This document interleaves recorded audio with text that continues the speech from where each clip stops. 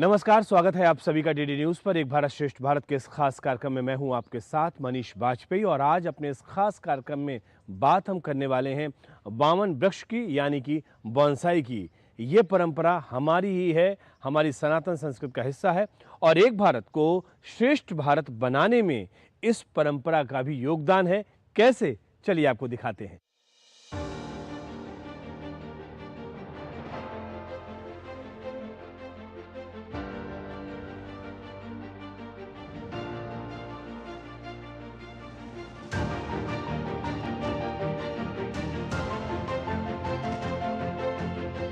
एकता नगर में वामन वृक्ष, जिसको हम लोग आजकल कॉमन पार्लेंस में बॉन्साई कहते हैं, उसका one of the largest collections है।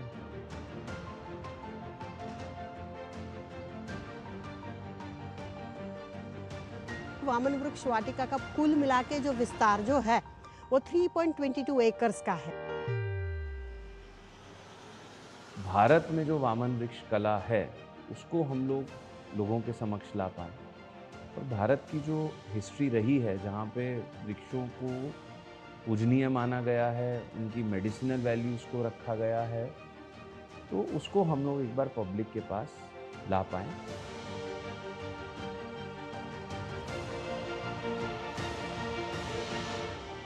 सनातन का जो ज्ञान है, परंपरा जो सदियों से महान है, अतीत से लेकर आज तक होता, जिसका बखान है, जिसका आधार हमारे वेद, हमारे ग्रंथ और विष्णु पुराण है। जो हमारे माँ प्रकृति में जो बड़े बड़े जो पेड़ होते हैं, उसी का छोटा सा स्वरूप, वामन स्वरूप, जो एक छोटे से गमले में बनाया जाता है। और जैसे देखने जाए कि फ्रूट हो या फ्लावर हो, सेम रंग रहता है, सेम स्वाद रहता है, सिर्फ उसका स्वरूप जो है वो छोटा सा हो जाता है। पर इस कला के माध्यम से एक बात ज़रूरी है कि इसमें धीरज, पेशेंस की ज़रूरत रहती है और रेगुलर जो है शूट की और रूट की दोनों की ट्रिमिंग करनी ज़रूरी रहती है। वामन वृक्ष या बॉन्साई जो हम कहते हैं, एक बहुत ही डेलिकेट बैलेंस को दर्शाता है।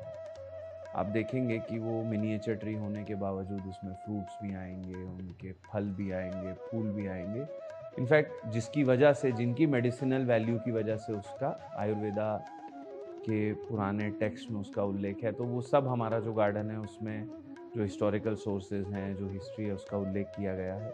वामन वृक्ष वाटिका के बारे में बताना चाहूँगी तो विष्णु पुराण में भगवान विष्णु के 5वें अवतार से प्रेरित वामन वृक्ष की परंपरा हकीकत में भारतवर्ष में ही शुरुआत हुई थी और सम्राट अशोक जी के कारण बौद्ध धर्म का जो प्रचार प्रसार करने के लिए जो भी हमारे बौद्ध गुरु अलग अलग देश विदेश में भ्रमण करने लगे, उसी के साथ यही जो हमारी परंपरा, उन्हीं के साथ यही उनका ज्ञान उनके साथ घूमता घूमता जब चीन में पहुंचा तो वहाँ पर उसको नाम दिया गया है पुनसाई, that is trees in trays.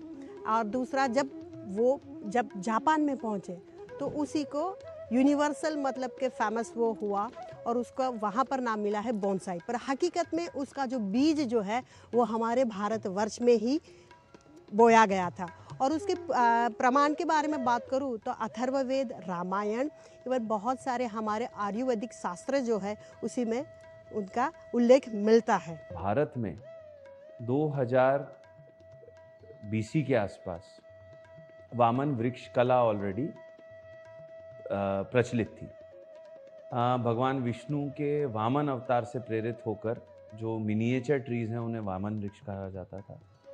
बहुत सारे पुराणों में, आयुर्वेद में इसका उल्लेख है और मेडिसिनल और आयुर्वेदिक वैल्यू उनकी रहती थी। जैसा मैं लगातार कहता रहता हूं और मैं ये बात बताता भी रहता हूं कि हमें अपने सनातन संस्कृति पर, अपनी परंपराओं पर न केवल गर्व करना चाहिए बल्कि हमारी जो संस्कृति की, सनातन संस्कृति जो आधारशिला है, जो हमारे ग्रंथ हैं, जो हमारे पुराण हैं, हमें उन्हें समझना भी चाहिए और उन्हें पढ़ना भी चाहिए जितना संभव हो सके। और जब बात आज हम वामन वृक्ष या बोनसाई की कर रहे हैं, उसका भी आधार हमें हमारे ग्रंथों में मिलता है। किसी भी क्षेत्र की बात हो, विमान शास्त्र की बात हो, चिकित्सा शास्त्र की बात हो, किसी भी क्षेत्र की बात हो, हर चीज़ का उद्भव हमारे ग्रंथों में मिलता है। और आज ये जो प्रमाण की बात कर रहे हैं, जैसे हमने आपसे पहले भी कहा है कि बोनसाई नाम आज हमारे सामने है, क्योंकि हमें ऐसा लगता है ये जापान और चीन से होते हुए हमारे यहाँ पर आई, लेकिन ऐसा नहीं है। बोनसाई कला की जो भारतीय आधारशिला है वो है वामन वृक्ष कला, और इसका बाकायदा हमें प्रमाण मिलता है।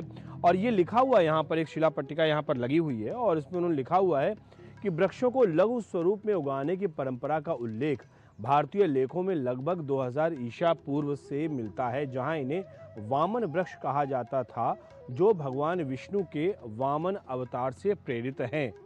अगली लाइन देखिए आप, प्राचीन ग्रंथ जैसे वेद, पुराण और आयुर्वेदिक शास्त्र इन वृक्षों के धार्मिक, सांस्कृतिक और औषधीय उपयोग का उल्लेख करते हैं। आयुर्वेदाचार्य इन वृक्षों को औषधि के रूप में उगाते थे, परंतु उनका प्रतीकात्मक और आध्यात्मिक महत्व इससे कहीं ज्यादा था। अब आगे देखिए कैसे समय कालखंड में आगे चीजें बढ़ी। 3वीं शताब्दी ईसा पूर्व में सम्राट अशोक ने बौद्ध धर्म का प्रसार विदेशों तक किया और उनकी पुत्री संघमित्रा एक बोधि वृक्ष को पात्र यानी गमले में लेकर श्रीलंका पहुंची। जैसे हम लोग कहते हैं ना वट वृक्ष, तो वो कैसे लेके गई थी? एक गमले में लेकर पहुंची थी, जिसे इतिहास में पवित्र वृक्ष की सबसे प्राचीन यात्रा माना जाता है। 7वीं शताब्दी में चीन के यात्री फायान और हेनसांग भारत आए और यहाँ से प्राचीन ग्रंथों तथा आयुर्वेदिक ज्ञान वापस लेकर चीन गए। इन्हीं बौद्ध प्रभावों के माध्यम से भारत की वामन वृक्ष परंपरा चीन पहुंची, जहां सजावटी कला में परिवर्तित हुई और पुनः पुनसाई कहलाई, जिसका अर्थ है पात्र में वृक्ष, जहां इसका उपयोग प्राकृतिक और सौंदर्यात्मक प्रस्तुति पर केंद्रित हुआ। एक साधारण पौधे को वामन वृक्ष यानी बोनसाई बनाने की प्रक्रिया में कई चरण आते हैं। पहला चरण चयन यानी कि सिलेक्शन, दूसरा चरण रोपण यानी प्लांटिंग, तीसरा चरण छटाई यानी कि प्रूनिंग, चौथा तार बांधना यानी वायरिंग, पांचवा चरण खाद देना यानी फर्टिलाइजर्स, छठवां चरण इंसेक्टिसाइड यानी कीटनाशक देना और अंत में 7वां चरण देखभाल करना यानी कि केयरिंग। इस प्रकार एक साधारण पौधा जीवन की महान कला बन जाता है, वामन वृक्ष। आज एक भारत श्रेष्ठ भारत में जिस विषय को लेकर हम आपके पास में आए हैं, यकीन मानिए जब मैंने उस चीज को जाना तो मुझे लगा वाकई जो हमारा एक भारत है वो श्रेष्ठ भारत कैसे बन रहा है। दरअसल जो हमारे संस्कार में था, जो हमारे इतिहास में था, जो हमारे ज्ञान में था, जो हमारी परंपराओं में शामिल था, वो खो गया था कहीं ना कहीं।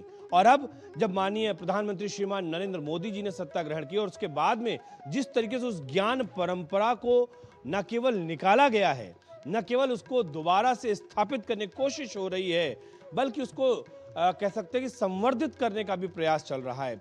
और इसी ज्ञान परंपरा में एक है हमारा पर्यावरण, और पर्यावरण में हमारे आते हैं वृक्ष, और वृक्ष जिनसे हम बहुत प्यार करते हैं। लेकिन बहुत सारे वृक्ष ऐसे होते हैं जो हमें जंगलों में दिखते हैं।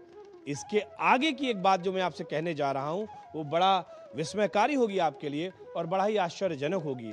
आमतौर पर हम एक बोनसाई का देखते हैं, बोनसाई कॉन्सेप्ट या बोनसाई वृक्ष। दरअसल अगर हम ये समझते हैं कि ये विदेशों की से आयातित कोई नाम है तो ये गलत है। हमारे यहाँ, हमारे पुराणों में, हमारे संदर्भ ग्रंथों में, हमारे इतिहास में वामन वृक्ष का कॉन्सेप्ट, ये अवधारणा कई हजार साल पहले से स्थापित रही है, बशर्ते कि हमने उसको देखा नहीं, हमने उसको समझा नहीं, हमने उसको जाना नहीं, और हमने समझा ये बोनसाई तो बाहर विदेशों से आई हुई एक टेक्निक है, जिसके चलते हम ये पौधे लगाते हैं। और इसके साथ ही साथ ये भी बात सामने आती है कि ये तो बहुत एलिट क्लास के लोग ही लगा सकते हैं, ये हम नहीं लगा सकते कि बहुत महंगा है। लेकिन ये सारी अवधारणाएं मैं आज यहाँ पर दूर कर रहा हूँ और मैं आपको दिखा रहा हूँ ये पौधा। आप देख सकते हैं, आप खुद महसूस करेंगे कि ये पौधा क्या है। जी हाँ, बरगद का पेड़। और बरगद का पेड़ आपके ड्राइंग रूम में लगे तो आप हैरान रह जाएंगे, या यूं कहें कि आपके दांतों तले उंगली आ जाएगी, ऐसा कैसे हो सकता है। तो साहब मैं आपको ये बताना चाहता हूं कि कोई भी बड़े से बड़ा वृक्ष आप अपने यहाँ पर ड्राइंग रूम में लगा सकते हैं, बशर्ते उसमें थोड़ा सा धैर्य रखना पड़ता है, उसकी टेक्निक होती है, और इसी को हम वामन वृक्ष कहते हैं। हम इस वक्त मौजूद हैं वामन वृक्ष वाटिका में। और हमारे साथ वृक्षों को, इन पौधों को मां समान प्यार देने वाली, उनको सहजने वाली, उसको निरूपित करने वाली शारदा बहन मौजूद हैं। और वाकई शारदा बहन से जब मैं मिला तो मैं तो इनकी इस ज्ञान को देख के, इनके इस प्रेम को देख के मैं अभिभूत हो चुका हूं। शारदा बहन, आपका बहुत बहुत स्वागत है डीडी न्यूज पर। धन्यवाद सर। शारदा बहन, ये हम बताइए, ये बोनसाई हम लोग बोलते हैं आमतौर पर कि ये बोनसाई बड़ा महंगा होता है, एलीट क्लास लोगों का वृक्ष है, हर कोई इसको टेक केयर नहीं कर सकता है। आपने तो ये बरगद का पेड़ इसमें लगा दिया है, तो ये वामन वृक्ष, बोनसाई से वामन वृक्ष के बारे में जरा बताइए क्या है। सर बोनसाई ये पहले लोग ऐसे बोलते थे बाहर से आते हैं, लेकिन यहाँ हमने गुजरात फॉरेस्ट डिपार्टमेंट तरफ से ट्रेनिंग दिया है, तो हमने यहाँ का प्लांट है लेके हमने प्रैक्टिस किया है। प्रैक्टिस करके जो बरगद का प्लांट है वो मैंने बोनसाई बनाया है। तो जो सिरामिक पॉट है इसमें लगाकर हम ड्राइंग रूम में और एंट्री है वहाँ पे कहीं भी रख सकते हैं, शो में, तो ऑफिस में। तो मुझे भी पहले ऐसा लगता था सर कि बोनसाई क्या है, कैसे बनते हैं, वो नहीं बन पाएगा मेरे से, ऐसे होते। तो हमको तो हिंदी बोलना नहीं आता सर, धीरे धीरे प्रैक्टिस किया और 6 साल से ये काम कर रही हूँ, तो मुझे थोड़ा थोड़ा हिंदी बोलना भी आ गया। मैं ज़रूर अपने दर्शकों को ये बताना चाहूँगा, ये जो आप पेड़ देख रहे हैं ये 3 साल की मेहनत का नतीजा है।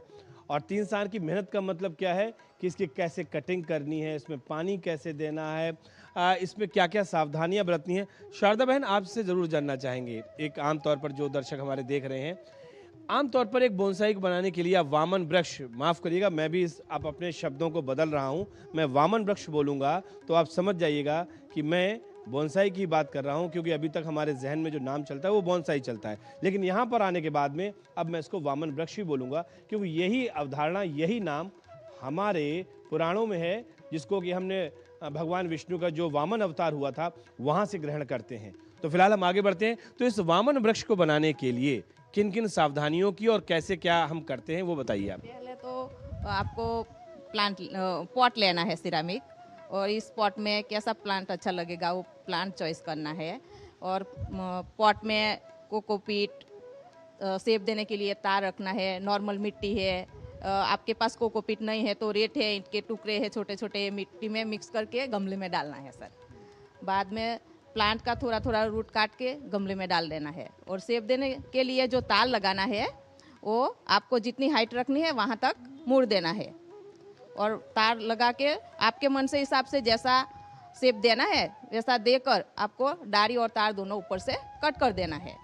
और यहाँ से कट किया तो जितनी आँख दिखती है ना, यहाँ से नई ब्रांच निकलेगा। इसका साल में 1-2 बार ऊपर से कट करते रहना है। 2-3 साल हो गए तो पूरा निकाल के रूट को भी कट करना है, मिट्टी भी चेंज करना है, फिर गमले में डालना है।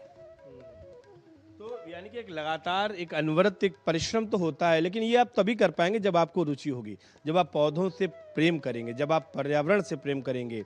और कहते हैं कि ये जो प्रेम की बात होती है, जो भावनाओं की बात होती है, या फिर एक इच्छा की बात होती है, ये कोई आपके ऊपर थोप नहीं सकता। अगर आपके अंदर ये भाव होगा कि आपके यहाँ आपको अपने ड्राइंग रूम में वामन वृक्ष लगाना है, तो 100% आप लगाएंगे, और उसमें हम आपकी मदद करेंगे, और उसमें शारदा बहन भी आपकी मदद करेंगी।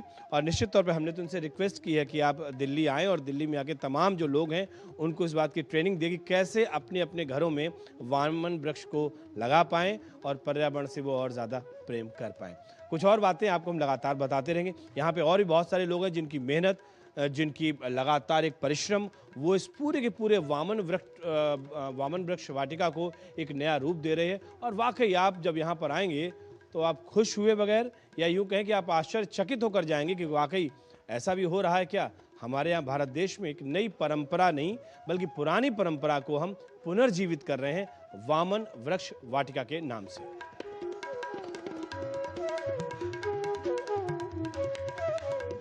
Statue of unity Ekta Nagar में सरदार वल्लभ भाई पटेल के मूर्ति की सानिध्य में, या यूं कह सकते हैं कि उसके प्रांगण में वामन वृक्ष वाटिका एक लंबे बड़े भूभाग पर बनी हुई है। और इस वामन वृक्ष वाटिका में कई तरह के वामन वृक्ष आपको दिखाई पड़ेंगे, और इन तमाम वामन वृक्षों की अपनी अपनी अलग खासियत है और कई वामन वृक्ष तो कई साल पुराने हैं।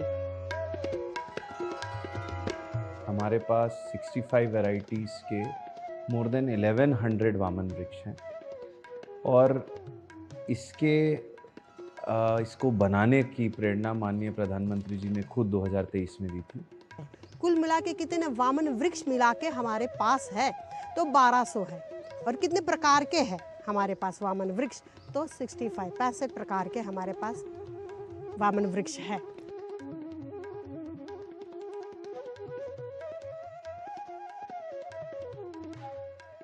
अभी इस वामन वृक्ष की तरफ अगर नज़र दौड़ाते हैं तो इसका नाम है स्ट्रेबिलस एस्पर। ये सिंहोरा टूथब्रश ट्री के नाम से भी जाना जाता है। ये कौन सी स्टाइल का है वो बताना चाहूँगी कि ये इनफॉर्मल अपराइट स्टाइल का है। अभी इसकी विशेषता क्या है? इसकी पत्तियां अगर छूते हैं तो रफ सैंड पेपर के साइड जैसे बैक साइड नीचे वाला जो है वो रफ सैंड पेपर के जैसा फीलिंग आता है। दूसरा, उसकी जो फ्रूट होते हैं वो येलो कलर के छोटू से होते हैं, स्वीट से होते हैं। तीसरी चीज़, इसका ये जो ट्रंक जो है उसका इस्तेमाल दातुन मिसवाक, अगर आपने सुना होगा तो मिसवाक की तरीके से, मतलब कि टूथ के रिलेटेड, टूथ एक हो या कोई भी नॉर्मली दांतों के रिलेटेड कोई भी दिक्कत हो तो ये वामन वृक्ष का ये पौधा उसी के लिए बहुत ही कारगर रहता है। और तीसरी चीज़, उसी के पल्प में से जर्मलेस पेपर बनाया जाता है कोई भी डॉक्यूमेंटेशन के लिए, तो उसके लिए भी बहुत सही रहता है ये पौधा। तो ये देखेंगे अदानसोनिया डिजिटाटा, इसको खुरासानी इमली खूब भी बोला जाता है। इसको देखने जाए तो उसका जो आयुष्य बोला जाए तो तकरीबन 1000 से लेकर 3000 साल तक इसका आयुष्य रहता है। और इसको लाइव रिजर्वॉयर भी बोला जाता है। और इसके बार्क को, ये बेसिकली अफ्रीकन है, डेसोडियस में पूरा अच्छी तरीके से रह पाता है ये। इसका बार्क हटा के अफ्रीकन ट्राइब्स जो है ना इसमें से पानी पीते हैं, क्योंकि ये लाइव रिजर्वॉयर, मतलब एक परफेक्ट अगर कंप्लीट ट्री है मैच्योर तो वो 1,20,000 लीटर अपने आप में ये तने में, स्पॉन्जी तने में स्टोर कर सकता है उसी वजह से। और इसके फ्लावर्स जो होते हैं सफ़ेद कलर के होते हैं, सुबह में मुरझाए हुए रहते हैं, रात को ब्लूम करते हैं। और आगे इसकी बात करूँ तो ये जो है गोल्डन रम्फीस फाइकस रम्फी, ये तकरीबन 25 साल के आसपास का रहेगा ये वामन वृक्ष। ये जो है 25 साल के प्लस की इसकी आयुष्य है सर जी, देखने जाए। और उसके रूट जड़ें आप देख सकते हैं कैसे है।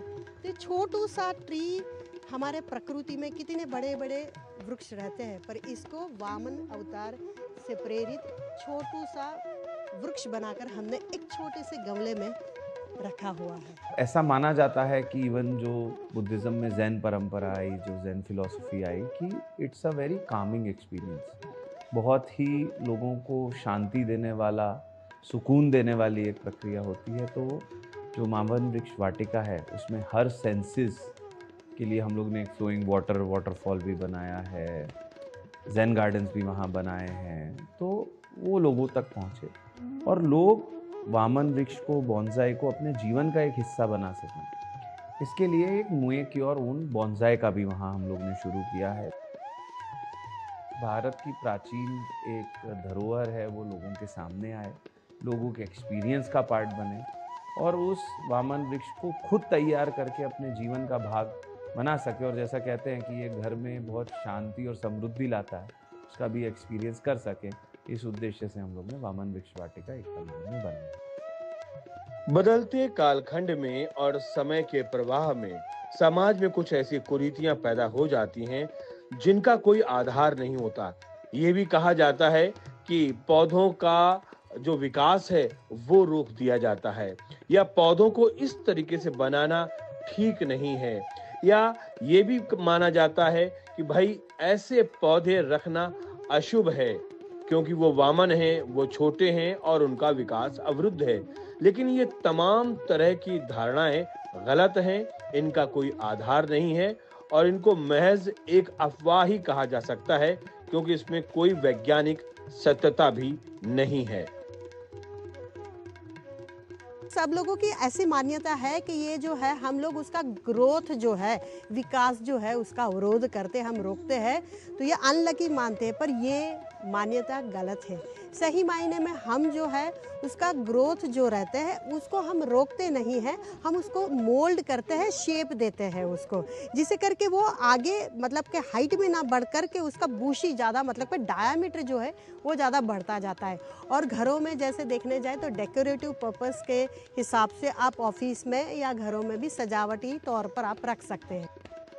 एकता नगर में स्टेच्यू ऑफ यूनिटी प्राधिकरण लगातार स्थानीय विकास को तो तरजीह देता ही है, इसके साथ ही साथ गवर्नेंस मॉडल में एक वो धारणा भी जमी और बसी हुई है जिसमें स्थानीय लोगों को न केवल रोजगार प्रदान करना है बल्कि उनकी आजीविका, उनका कौशल, उनका हुनर और जहां पर वो रहते हैं वहीं पर उनकी सुख, शांति और समृद्धि की कामना भी शामिल है।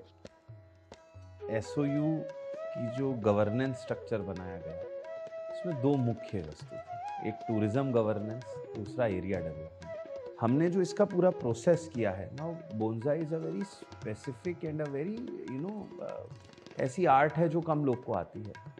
तो इनफैक्ट हमने जो पूरा टेंडरिंग प्रोसेस करी उसमें ऐसा ही लिखा है कि जो जिन्होंने भी हमें ये वामन वृक्ष या बोनसाई दिए हैं वो जितना टाइम इसको मेंटेन करेंगे इसमें दो चीज़ें और करेंगे। एक तो हमारे स्थानिक जो सखी मंडल हैं, हमारी यहाँ की बहनें हैं, उनको ट्रेन करेंगे कि और साथ में रख के पूरा मेंटेनेंस कराएंगे कि आफ्टर 3 इयर्स ये बहनें उस पूरे गार्डन का मेंटेनेंस खुद कर सकें। एंड बोनसाई का maintenance is a very technical and a very specific activity. तो 3 साल के जो कार्यकाल होगा एजेंसी का उसमें वो उन हमारी सखी मंडल की बहनों को साथ रख के मेंटेन करेगी ताकि वो सीखें और उसके बाद वो पूरा मेंटेनेंस टेक ओवर कर सकें, जिससे उनका भी आर्थिक उपार्जन होगा, उनका कुछ ना कुछ आवक बढ़ेगी। साथ साथ जो ये मेक योर ओन बोनसाई है इसको भी हम ऐसा ही चाहते हैं कि एक सखी मंडल की बहनें हमारे साथ जुड़ें।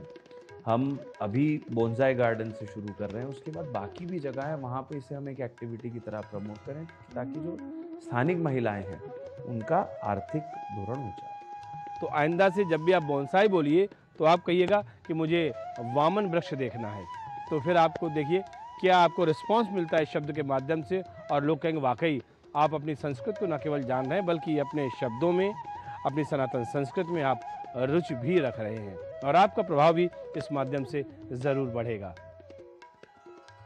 एक भारत को श्रेष्ठ भारत बनाने में इसका भी अहम योगदान है। ये वो परंपरा है जिसमें विश्व गुरु भारत का शामिल यशोगान है। इस कला को अब वामन वृक्ष ही कहिए, क्योंकि बोनसाई कहने में अपने ही ज्ञान का होता अपमान है।